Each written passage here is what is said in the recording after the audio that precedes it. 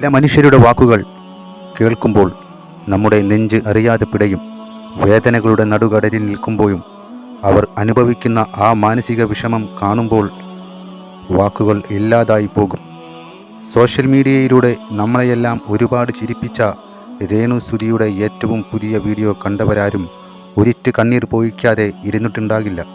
അത്രമേൽ വേദനാജനകമായ ഒരു അവസ്ഥയിലൂടെയാണ് രേണു ഇപ്പോൾ കടന്നു പോകുന്നത്.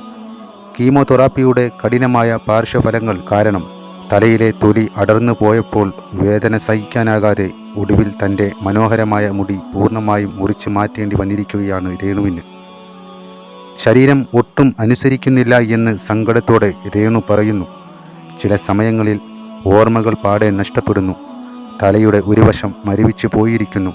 കടുത്ത ഉറക്കമില്ലായ്മയും ശ്വാസം മുട്ടലും കാരണം ശാരീരികമായി പൂർണ്ണമായും തളർന്നു പോയ അവസ്ഥ.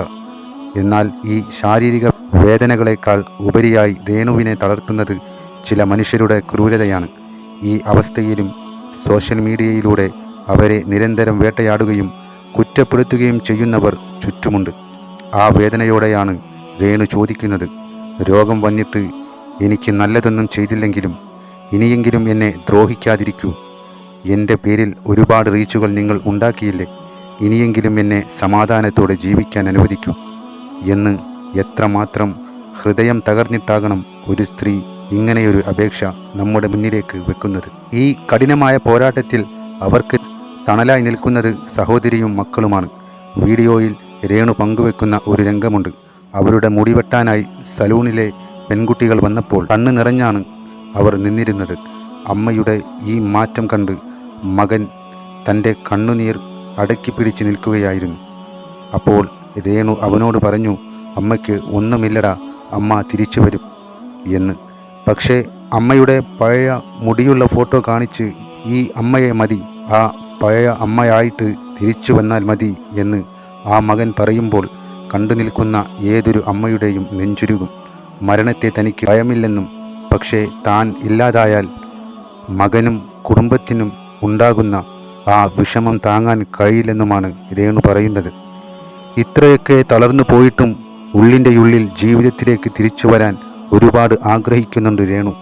ഈ രോഗക്കിടക്കയിൽ നിന്നും ദൈവം തന്നെ എഴുന്നേൽപ്പിക്കുകയാണെങ്കിൽ ഒരു സുവിശേഷകയായി ദൈവത്തിൻ്റെ സാക്ഷിയാകാൻ തനിക്ക് ആഗ്രഹമുണ്ടെന്ന് അവർ പറയുന്നു. താൻ ഒരു സ്റ്റേജിൽ നിന്ന് പ്രസംഗിക്കുന്നത് ഇപ്പോഴും കണ്ണടയ്ക്കുമ്പോൾ കാണാമെന്ന് പറയുമ്പോൾ ആ കണ്ണുകളിൽ ജീവിക്കുവാനുള്ള അടങ്ങാത്ത പ്രത്യാശയുണ്ട്. അതെ, ഇനി ആ പഴയ രേണു ഇല്ല. ഇനി അവർക്ക് ലഭിക്കുന്ന വർക്കുകൾ ഒരു ഭാഗത്തോടെ പോകുകയാണെങ്കിലും ദൈവത്തിൻ്റെ സുവിശേഷകയായി ഇനി ജീവിക്കുവാനാണ് രേണു ആഗ്രഹിക്കുന്നത്. ഇനിയുള്ള ജീവിതം എങ്ങനെ മുന്നോട്ട് കൊണ്ടുപോകും എന്ന വലിയൊരു ചോദ്യചിഹ്നം ബാക്കിയാക്കിക്കൊണ്ടാണ് രേണു തൻ്റെ വാക്കുകൾ അവസാനിപ്പിച്ചത്. ആ വാക്കുകൾ നമ്മളിൽ ഉണ്ടാക്കുന്ന വേദന ചെറുതല്ല. പ്രിയപ്പെട്ട രേണുവിന് ആ പഴയ മനക്കരുത്ത് തിരികെ കിട്ടാനും മകൻ്റെ അടുത്തേക്ക് ആരോഗ്യവതിയായി വേഗം തിരിച്ചു വരാനും നമുക്ക് ഒന്നിച്ച് പ്രാർത്ഥിക്കാം.